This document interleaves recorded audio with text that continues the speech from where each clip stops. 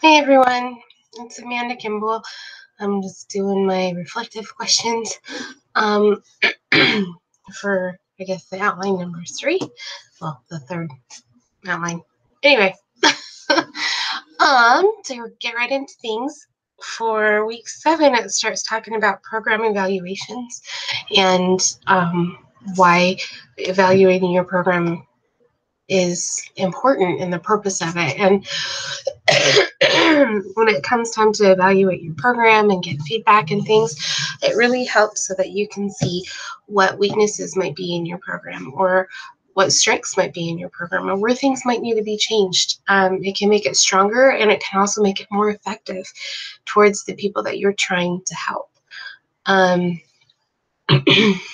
one of the reasons why it's so important, I guess, to have a clear understanding of your vision for the program and goals and objectives is if there's not a clear set goal for the program, then the success of the program can't really be measured.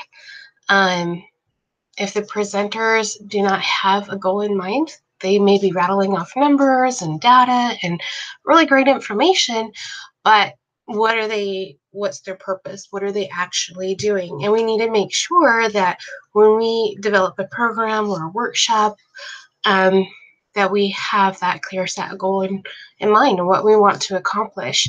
So that way we can actually make a difference for the people who come to listen. Some basic things about Family Life Education Program. But for mine that I'm working on with my workshop, that I want to see the questions that I would ask, for example, in my end of the lesson survey, is I would want to find out things like, is the information provided useful to those who attend the workshop? Is the way the information that was presented a good way for those who attend to absorb it, to be able to actually use it then and make a difference in their life? Did the audience feel comfortable in the presenter and confident in the presenter and the information provided? Do the audience members feel confident in taking what they've learned and actually then going ahead and applying it? Did I give them that boost of confidence saying, hey, you've got this, you can do it, and then let them go and do it? And did my marketing plan reach those who were in my targeting audience? Or did I get people that came for one thing, but I was presenting something completely different than what they were expecting? And the last part of that is, in a nutshell, what's your plan for assessing your family life education program? And kind of like what I was saying, I just want to do a simple survey at the end to be taken by those who attend the workshop, asking questions, about the presenter and about the workshop, and a little bit about who was in attendance to make sure that I did reach my target audience. So the information being presented was what they needed. For the code of ethics, how can the code of ethics strengthen your practice and relationship with those who you teach? Well, it puts me in check. I need to make sure that I have the best interest of those that I'm teaching and to help them and keep that in mind at all times. I need to take many factors into consideration because each family is different and unique and individual situations occur, and I need to respect them and value their traditions and their culture background and their way of life and different things along with my own values. But most of all, it does keep me accountable for making sure that the family gets the help that they need. And safety, of course, is the first concern. If something arises, then I need to make sure that their safety is first. That was basically the principle that first got my attention most, was no matter what, if something's going on that seems suspicious, I need to make sure I report it. The family safety is first, regardless if the mother or father or child who needs help. If I suspect something, I need to report it so the family gets the help they need from the people who can provide that help. I guess as far as the questions that I had related to the code of ethics is there are some codes that can be contradicting depending on the individual situation.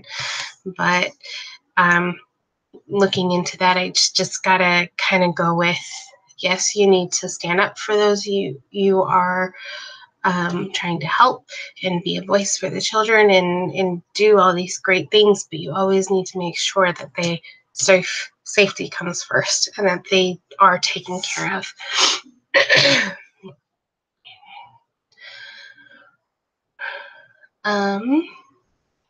One thing I always need to keep in mind is that not everyone holds the same values that I do. I can look at something and feel that what's going on right then is not good. But I got to remember that if a child or a spouse is in no harm and, they're all doing good, even though my value is kind of like, that shouldn't be going on, I got to think, okay, step it back. Figure out what's going on. Is the child in harm? Is the spouse in harm? Is everything okay? Or is it just me and my personal values? Because if there's no real sense of danger or anything, then it is something that I need to then respect their cultural differences and beliefs and things. I'm sorry.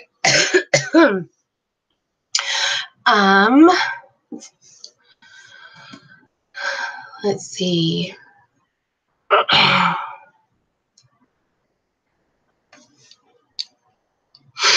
When I go through teaching family life education workshop or teaching through family life relations program, it says, do I see any potential ethical dilemmas arising? And if so, what dilemmas would you see? One thing about a workshop and teaching is I'm always afraid that I'll find out information that I really wish I didn't know before. Putting myself in that situation where I am then obligated to report. I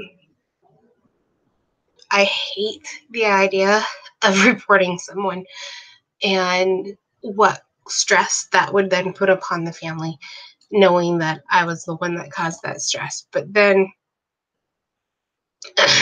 regardless of how I feel about the person or what kind of nightmare that might happen from the family being investigated, I need to make sure that I think of their safety first.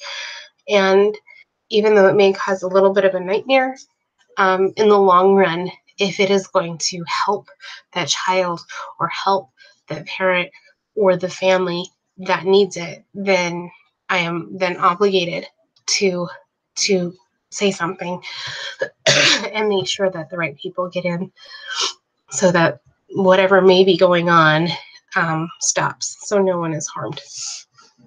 It's always a danger for me and always something I'm very concerned about, especially teaching parenting techniques and principles and different things. If they overshare and something is wrong, that's one of my worries.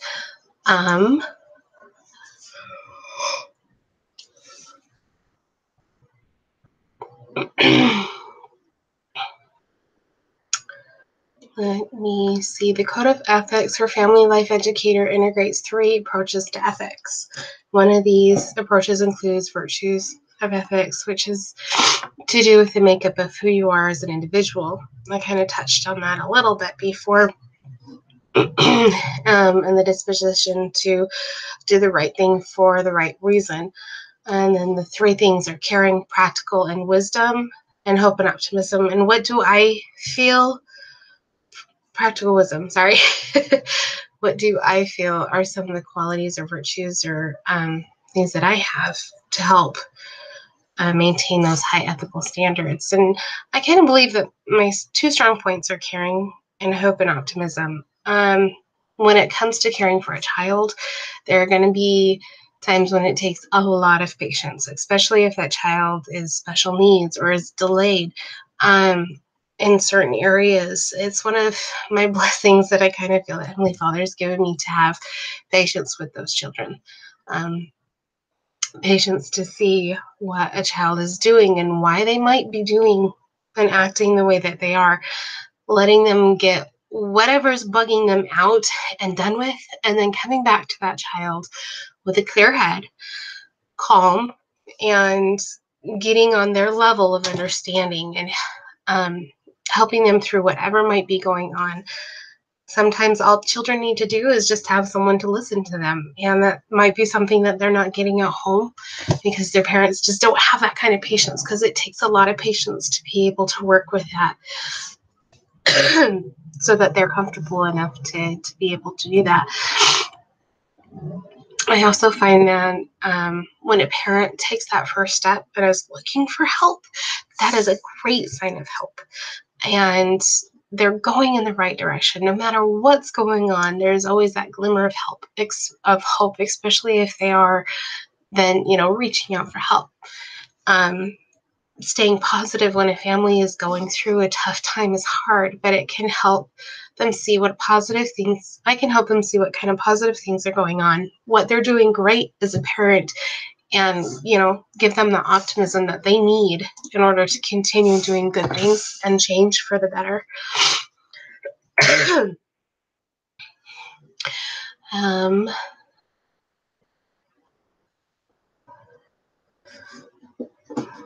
let's see. And then it goes into the family life educator versus family therapy. What is your role and responsibilities in working with families as a family life educator? If you had to choose 3 words to best describe the role as a family educator, what would they be? Well, number 1, I'm there to help and provide information and to teach skills and that are needed for family to work better together and individuals to develop positively. Sorry. But those 3 words I kind of feel would probably be to inform, to teach, and to strengthen the relationships between mother and child, or between father and mother, or just whatever they need, that to teach them and to inform them and get them information that they need. Excuse me. Why is it so important that whenever our training, whatever our training is, we understand our limits and boundaries when we're working with families? There are going to be times when I feel that I want to go and I just want to help someone with something, and it's not something that I've necessarily been trained to do, but I still have that desire that I want to go and I want to help. But when I'm not qualified to do something, I need to make sure that I get them someone who is qualified to then help them with whatever may be going on. If I overstep that boundary, I might give them incorrect information. I can make things worse for them and that family that is seeking help. And being a family life educator, I hold a lot of power that I may not realize, because they are listening to me and what I say. I need to make sure that I've got that to be able to help them, the training in that to be able to help them whatever they need. And if I don't have it, I need to make sure that I don't give them information that's wrong. I get them to someone who can then give them the correct information and whatever it is they need to then be able to actually really help them. And then my last question here, it says, does the Myers-List Walls article help you see why it's so important as a family life educator to not slide into the role of counselor or therapist? Kind of like what I was saying before, while we're all there to help families and children, we can't do it all. There are specialists in different areas, and if a family is in need of something we shouldn't necessarily be providing, it's our responsibility to give them information to get the help that they need from the person who's qualified to give it and can give it to them in the best way that they need it. We have a big influence like I said before, on those that we're helping, and we need to make sure that we use our power to give them the good, correct information that they need and make sure we don't cause the family any further harm. And that's what I got. So, yeah.